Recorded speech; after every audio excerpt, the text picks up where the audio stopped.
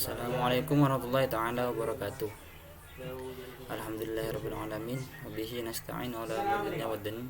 Wassalatu wassalamu ala asrofil anbiya'i wal mursalin sayyidina Muhammad wa ala alihi washabihi wasallam. Alhamdulillah, pada kesempatan kali ini saya akan mempresentasikan dampak perdagangan internasional terhadap pertumbuhan ekonomi di Indonesia. Sebelum itu, saya akan memperkenalkan diri terlebih dahulu.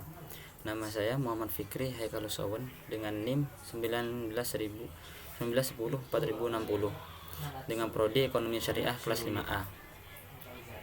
Baik, simak penjelasan video berikut ini. Pengertian perdagangan internasional. Pengertian internasional adalah perdagangan internasional adalah perdagangan yang dilakukan oleh penduduk-penduduk suatu negara dengan penduduk negara lain atas dasar kesepakatan bersama. Perdagangan internasional mempunyai arti yang sangat penting bagi suatu negara, tak terkecuali bagi Indonesia. Melalui perdagangan internasional dapat diraih banyak manfaat, baik manfaat langsung maupun tidak langsung. Semua transaksi perdagangan internasional yang terjadi di suatu negara terangkum dalam neraca perdagangan atau trade balance yang terdiri dari komponen ekspor dan impor barang dan jasa.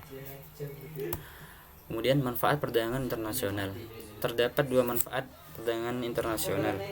Yang pertama, manfaat langsung dari perdagangan internasional diantaranya adalah dengan adanya spesialisasi, suatu negara dapat mengekspor komoditi yang ia produksi untuk dipertukarkan dengan apa yang dihasilkan negara lain dengan biaya yang lebih rendah.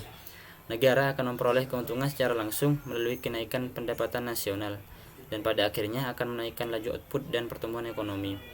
Dua, manfaat tidak langsung dari perdagangan internasional diantaranya adalah: satu, perdagangan internasional membantu mempertukarkan barang-barang yang mempunyai pertumbuhan rendah dengan barang-barang luar negeri yang mempunyai kemampuan pertumbuhan yang tinggi.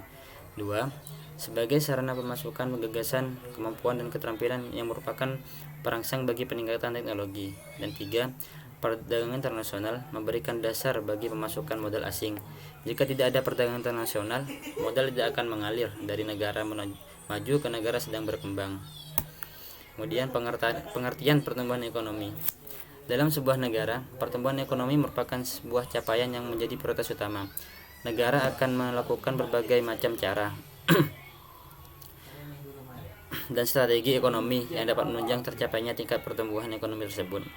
Pertumbuhan ekonomi tersebut akan menjadi gambaran akan tingkat kesejahteraan dan kemampuan bagi setiap warga negara yang mendiami negara tersebut.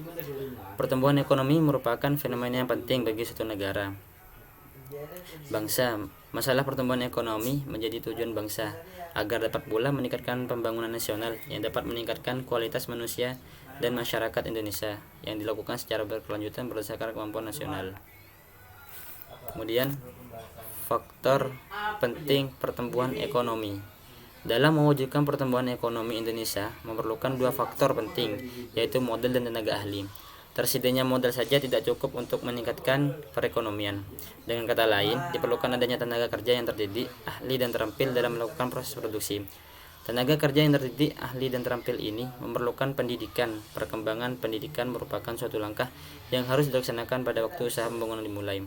Selain itu, masalah pengembangan pengusaha juga penting. Pemerintah memiliki peranan yang sangat penting dalam perekonomian karena memiliki wewenang sebagai regulator atau pengatur atau pengendali.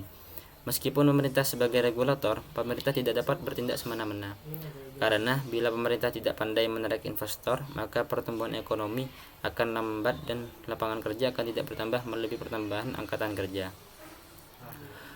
Kurang lebihnya seperti itu penjelasan yang bisa saya presentasikan pada kesempatan kali ini. Apabila ada kesalahan maupun tutur kata yang kurang berkenan, kami mohon maaf sebesar-besarnya. Sekian, wabillahi taufiq wal hidayah. Wassalamualaikum warahmatullahi taala wabarakatuh.